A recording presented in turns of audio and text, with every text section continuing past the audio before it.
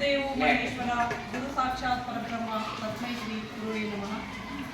ಹಳೆ ಬೇರು ಹೊಸ ಚಿಗುರು ಕೂಡಿರಲು ಮೊರ ಸೊಗಸು ಅನ್ನುವ ಹಾಗೆ ಇಲ್ಲಿ ಸರ್ ನಮಗೆ ಕಲಿಸಿದಂತಹ ಗುರುಗಳು.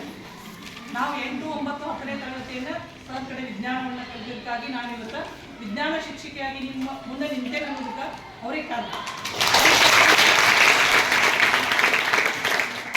ಇಲ್ಲಿ ಸಂಸ್ಥೆ ಬೆಳೆಯಲು ಕಾರಣ ಈ ಬಹಳಷ್ಟು ಹಿಂದುಳಿದಿತ್ತು ಈ ಸಂಸ್ಥೆ. ಶಿಕ್ಷಣ ಇದರಲ್ಲಿ ಈ ನಮ್ಮಲ್ಲಿ ಕಲ್ಲೋಳಗೆ ಎಷ್ಟು ಶಿಕ್ಷಣ ಸಂಸ್ಥೆ ಅದೋ ಅಥವಾ ಒಂದು ಬಹಳಷ್ಟು ಹಿಂದುಳಿದಂತಹ ಸಂಸ್ಥೆ ಆಗಿತ್ತು. ಸರ್ ರಿಟೈರ್ಮೆಂಟ್ ಆಗಿ 5 ವರ್ಷದೊಳಗೆ ಇಲ್ಲಿ 70-80 ವಿದ್ಯಾರ್ಥಿಗಳಿರುವಂತಹ ಶಾಲೆಯಲ್ಲಿ ಇವತ್ತು 2000 ಮಕ್ಕಳಿರುವಂತಹ ಶಾಲೆಯನ್ನು ಮಾಡ್ಯಾರ.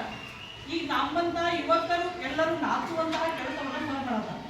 ನಾವು ಇವತ್ತು ಶಾಲೆಗೆ ಬರ್ಬೇಕಾದ್ರೆ ಪ್ರತಿದಿನ ಮನೆಯೊಳಗೆ ಸಾಕಾಗಿಪ್ಪ ನೌಕರಿ ನಾ ವಾರಂಟಿಯರ್ ತಗೋತೇನೋ ಅನ್ಕೊಂತ ಶಾಲೆಗೆ ಹೋಗ್ತಿರ್ತಾರೆ. ಆದ್ರೆ ಸರ್ ರಿಟೈರ್ಮೆಂಟ್ ಆದ್ಮೇಲತ್ತ ಇವತ್ತು ಅವಾಗ ನಮಗೆ ಕಲಿಸುವಾಗ ಏನು ಕ್ರಿಯಾಶೀಲ ಇದ್ರು ಅಷ್ಟ ಕ್ರಿಯಾಶೀಲರಾಗಿ ಇವತ್ತು ಕೆಲಸ ಮಾಡಾಕ್ತಾರೆ. ನಮ್ಮಂಥವರೆಲ್ಲರೂ ನಾಚಿಕೆ ಪಡಿಸುವಂತಹ ಕೆಲಸವನ್ನ ಸರ್ ಇವತ್ತು ಈ ಸಂಸ್ಥೆಯನ್ನ ಬೆಳೆಸಾಕ್ತಾರ. ಅದ್ರ ಜೊತೆಗೆ ಈ ಸಂಸ್ಥೆಯವರು ಸಹಿತ ಅವರಿಗೆ ಬಹಳಷ್ಟು ಕೈ ಜೋಡಿಸಿದಾರ. ಈ ಸಂಸ್ಥೆ ಇವತ್ತು ಮುಂದೆ ಏನಾಗ್ಬಿಟ್ಟು ಉಚಿತವಾಗಿ ನಮಗೆ ಸೌಲಭ್ಯವನ್ನ ಎಲ್ಲ ಪ್ರಯೋಗ ತೋರಿಸೋದಿರ್ಬೋದು ಅಥವಾ ನಮ್ಮನ್ನು ಕರೆದುಕೊಂಡು ಬರುವಂತಹ ವ್ಯವಸ್ಥೆಯನ್ನು ಸಹಿತ ಉಚಿತವಾಗಿ ಮಾಡಿದ್ದಾರೆ. ಈ ಸಂಸ್ಥೆಯ ಚೇರ್ಮನ್ಗೆ ನಮ್ಮ ಶಿಕ್ಷಣ ಸಂಸ್ಥೆಯ ಪರವಾಗಿ ಅವರಿಗೆ ತುಂಬ ಧನ್ಯವಾದಗಳನ್ನು.